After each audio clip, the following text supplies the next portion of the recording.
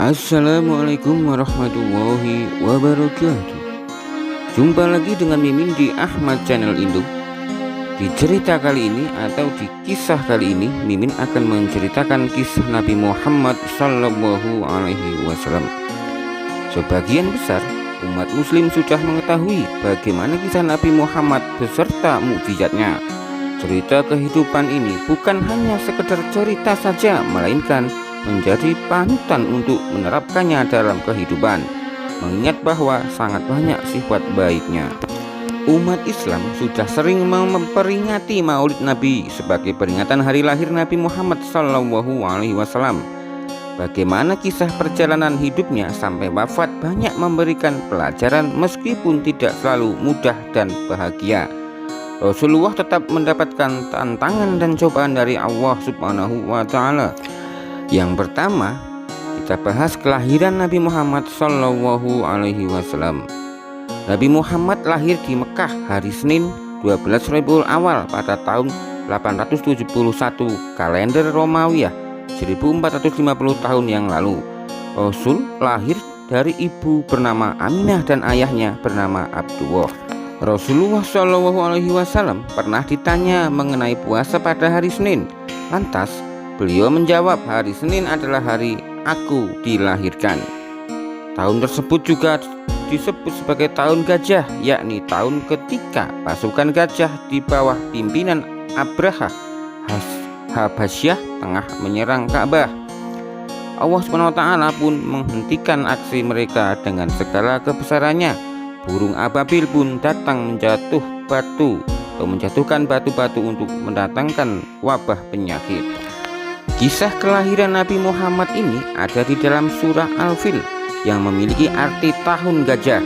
Rasulullah lahir di masa ini dan dibesarkan sebagai anak yatim karena ayahnya Abdullah telah meninggal dunia sebelum usianya genap 3 tahun.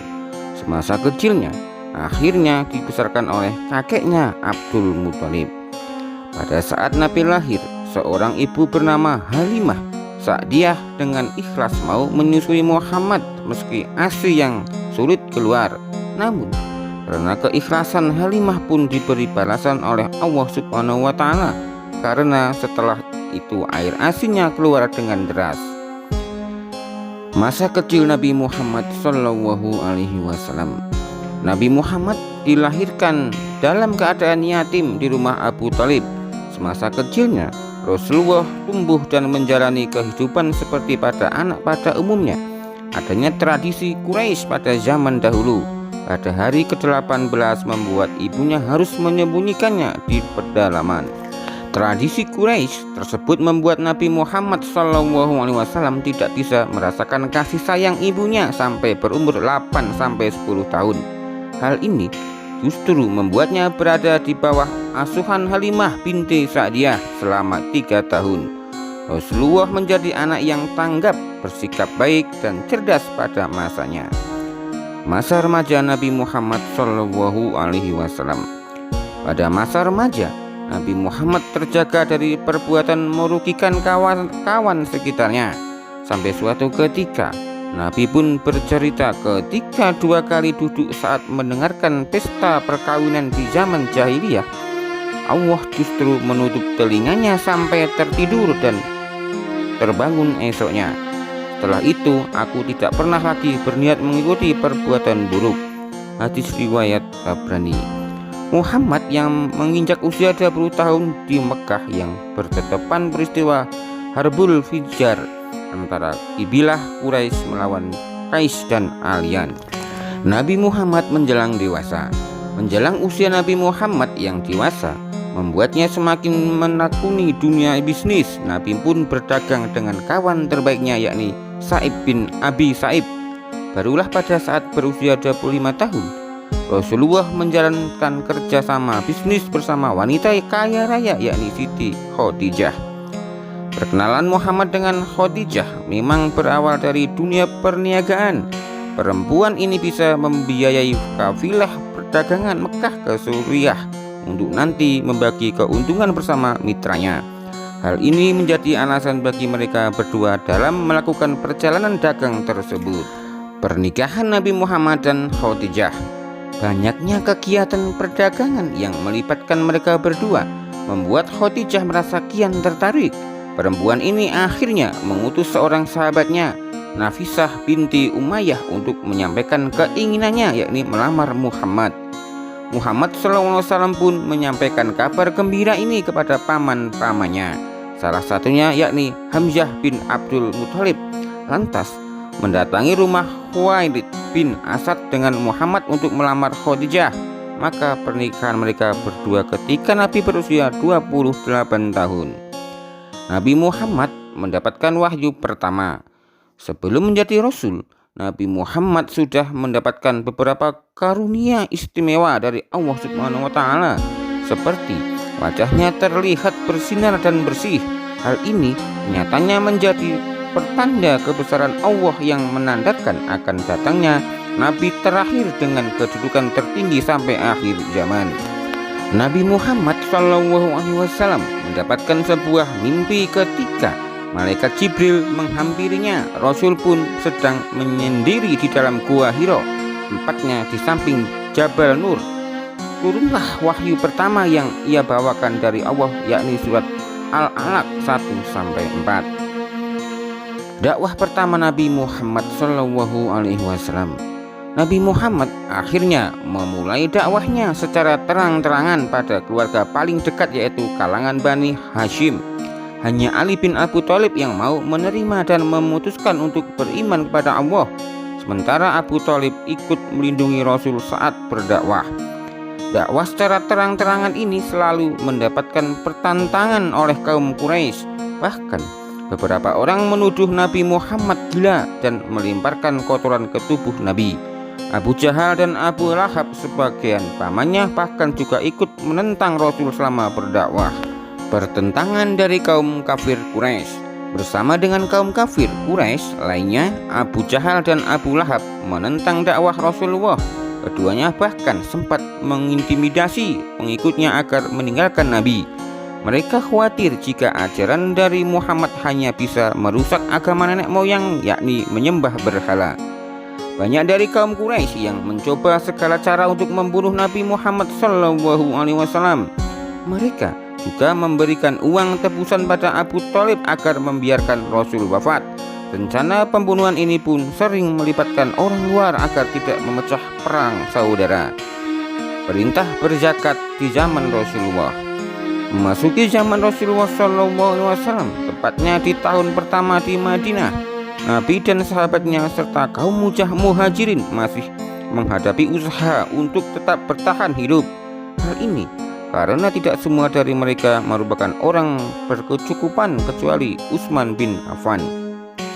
Kondisi kaum muslimin yang sudah mulai sejahtera di tahun kedua Hijriah barulah muncul perintah zakat.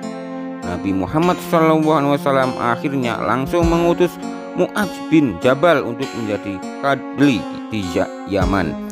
Rasul pun memberikan nasihat kepadanya agar menyampaikan pada ahli kitab tentang hal ini. Perintah kurban di masa Rasulullah. Nabi Muhammad melaksanakan perintah kurban ketika sedang melakukan haji wada di Mina. Saat itu Rasulullah menyembelih sebanyak 100 ekor unta. Beliau melaksanakannya sendiri pada 63 ekor, sementara sisanya ia serahkan kepada Ali bin Abi Thalib.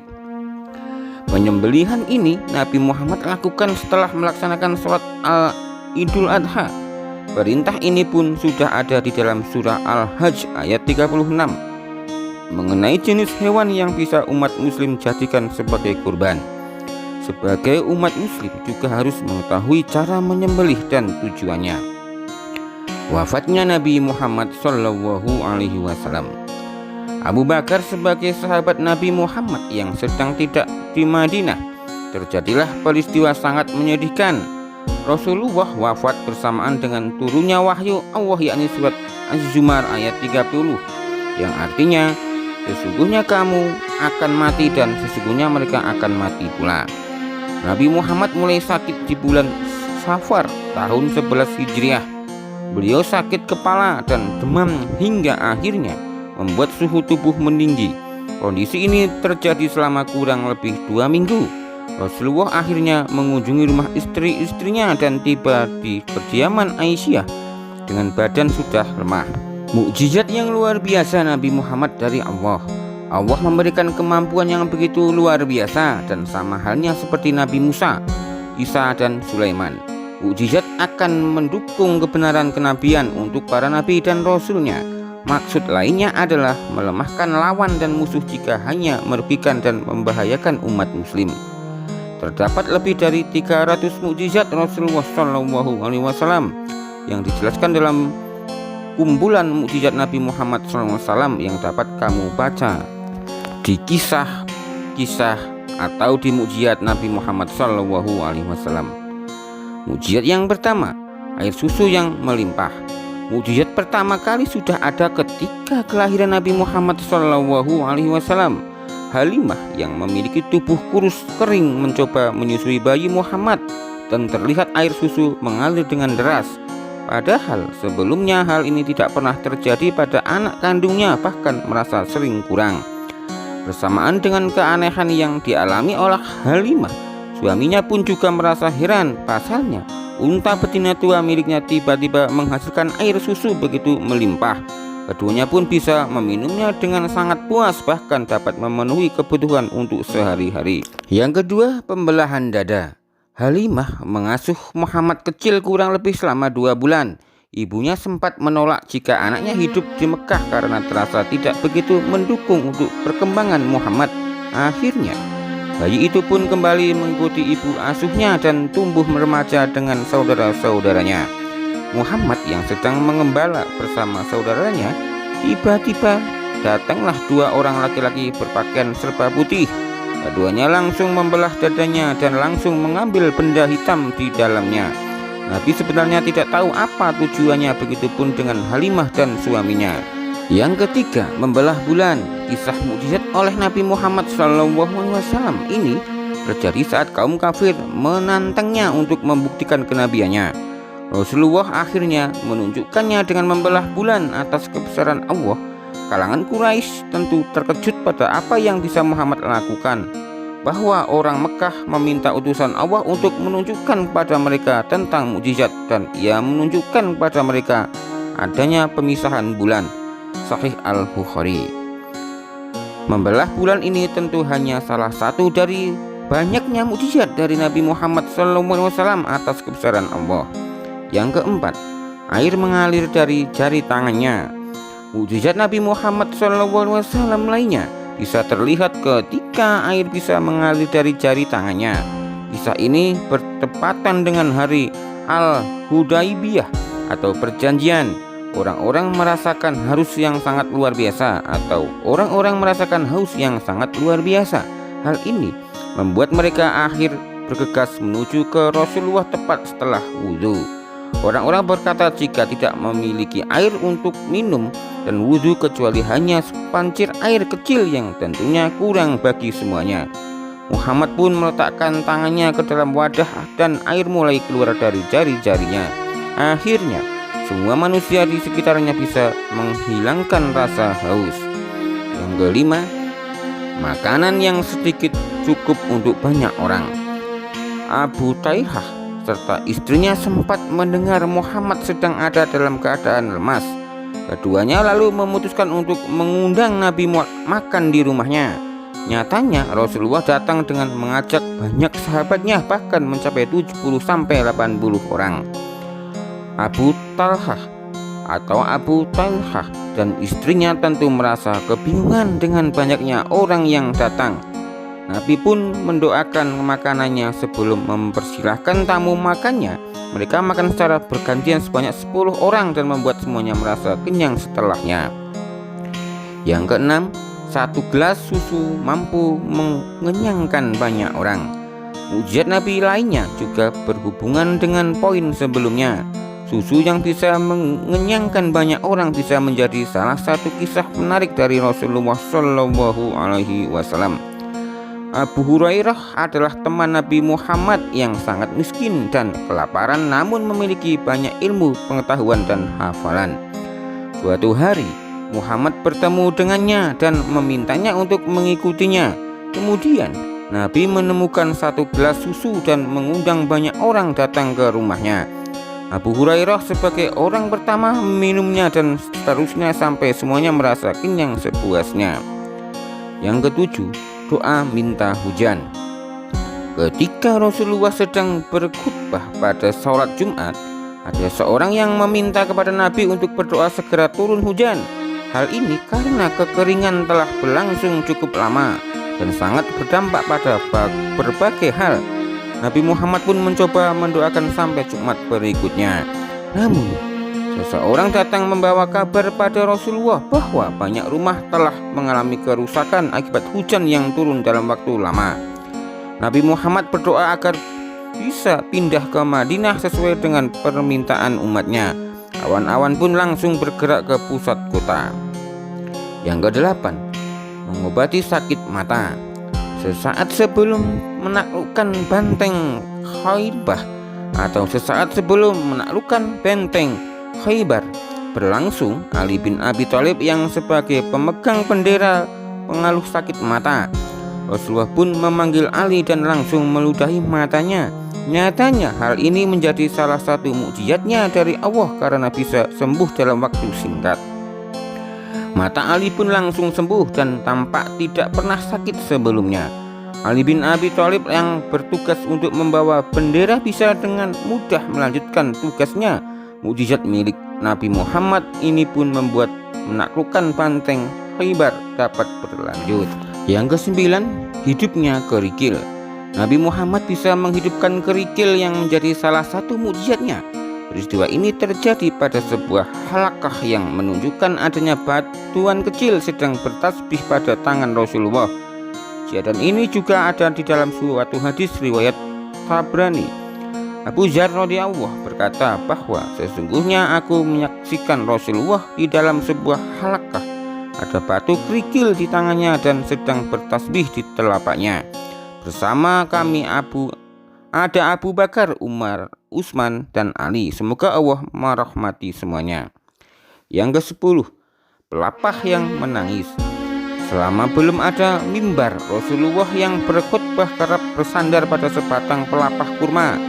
Peristiwa menarik ketika sudah terdapat tempat untuk berdakwah. Pohon bekas sandarannya itu pun terdengar menangis. Nabi Muhammad pun langsung mengusapkan tangan ke permukaannya. Batang kayu yang menjadi tempat biasa Nabi Muhammad berkhutbah terdengar menangis.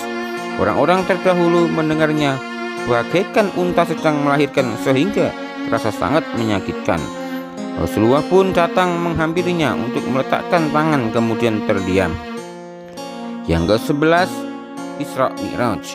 Isra Mi'raj menjadi momen yang penting dalam sejarah umat Islam lantaran Rasulullah SAW menerima perintah melakukan sholat 5 waktu.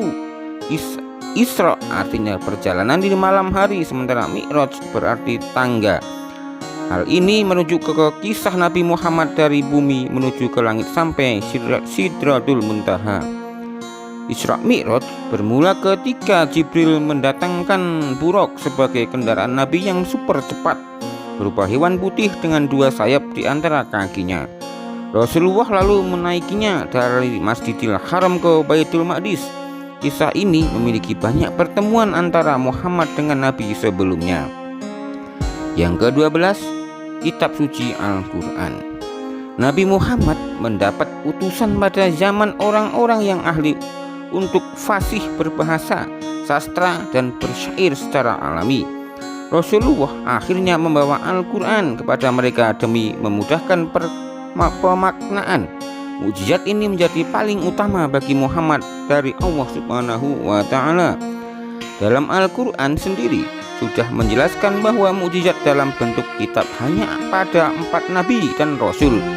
4 itu adalah Musa alaihissalam, Daud alaihissalam, Isa alaihissalam, dan Muhammad sallallahu alaihi wasallam. Al-Quran menjadi paling terakhir dan abad sepanjang zaman, sementara sebelumnya tidak berlaku ke masa berikutnya.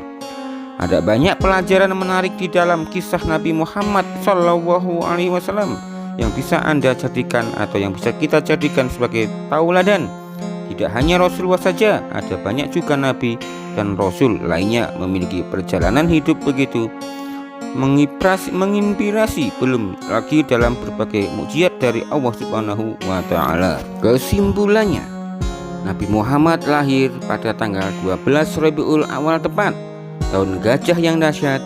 Muhammad lahir dengan selamat setelah ayahandanya wafat. Demikian kisah singkat perjalanan Rasulullah Muhammad SAW. Ada salah mimin minta maaf. Mimin akhiri. Assalamualaikum warahmatullahi wabarakatuh.